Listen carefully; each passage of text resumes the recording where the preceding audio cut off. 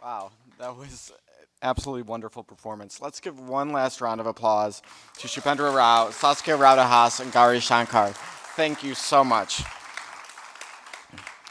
So it gives me my immense pleasure to welcome to the stage Maestro Saskia Rao-de Haas to say a few words about her new book, Shāstra, A Journey Through Indian Music History.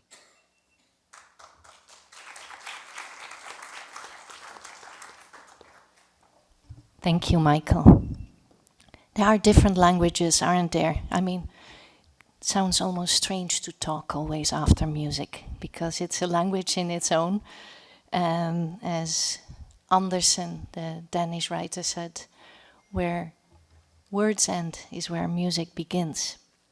So in a way, to write a book about music actually doesn't make sense, does it?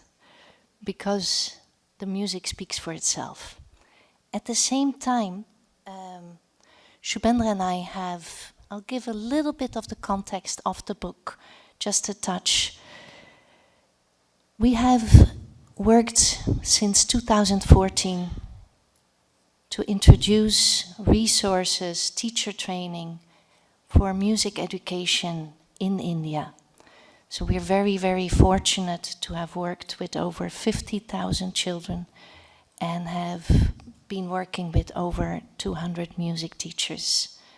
So I'm really grateful to Sanjoy and team, the Asia Society, and all the partners in Houston that they have joined and to make this presentation today possible. Music history, per definition, there is not one history of anything. Who is telling the history? Who is looking at the history from what perspective? That is why this is called A Journey Through Indian Music History. There's not the history. In Indian classical music, even more so, since we have so many traditions and individuals from one generation to a next, this tradition has been handed down since so many, many years. That is a huge strength. It can also be a baggage, in a sense, to be grounded in such a deep tradition of 5,000 years. There's a lot of history to carry around then. So to demystify that, to make it accessible, is the aim of this book. In our music curriculum in Delhi, we start actually with the youngest children, from age 2 onwards, because we really feel and believe that music in a way is the birthright of every child. Research in neurology, in linguistics, in any field of education and childhood development has very, very clearly shown the huge advantages of music education in a child's life, but in anyone's life. At any stage of our lives, music benefits us.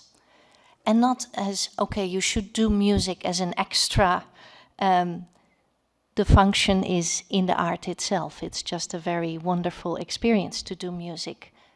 That being said, the advantages it has on our development from helping people recover from perhaps an accident where they lost faculty of speech, to a young child finding their own voice, quite literally. So the book is divided in different chapters, and I've tried to steer away from the confrontational history we usually find in books and find the periods that are best representing those periods in arts and arts history. So we start with the origin of music. In Indian philosophy, that is known as Nada Brahma, or sound is the origin of the entire universe. If you read the Bible, you see the word is the origin. If we see science, we have a Big Bang or string theory. At every point we see sound is seen as an origin of who we are as human beings, of who we are in this universe itself. So, quite a topic. From there we go to the Vedic chanting, the origin scene of Indian classical music. This chanting is still used today in many parts of India, in different places, and is seen as the origin of the classical music.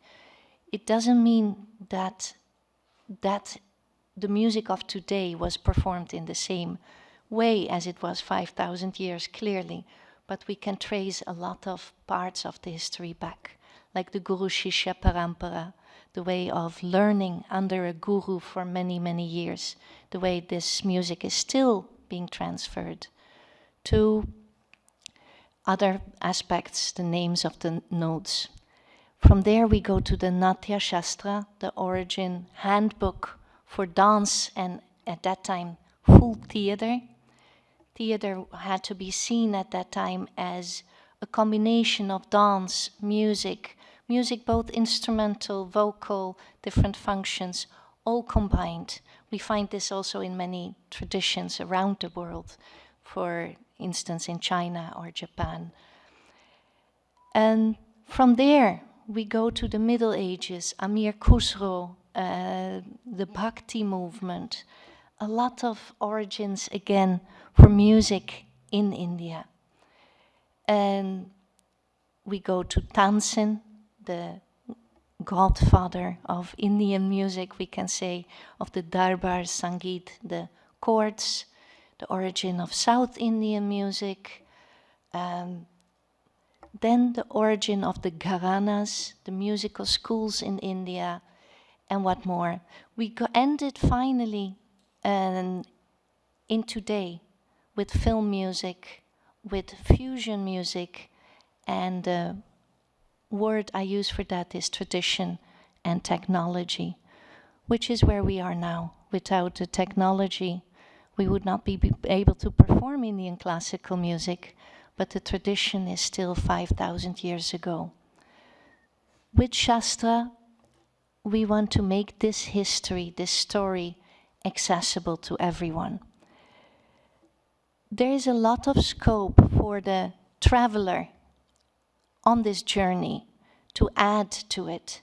For instance, if you have learned from a certain guru, you can kind of find where it is placed in the tradition, but do your own research to extend that history.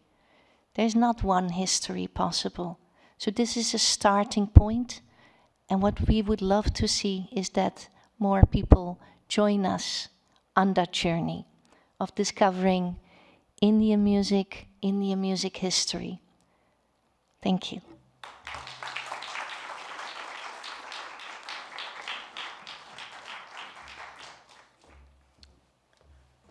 Thank you, Saskia. And so now we invite Pandit Shubhendra Rao and Master Saskia Rao-de Haas to join us for the official launch of the book Shāstra.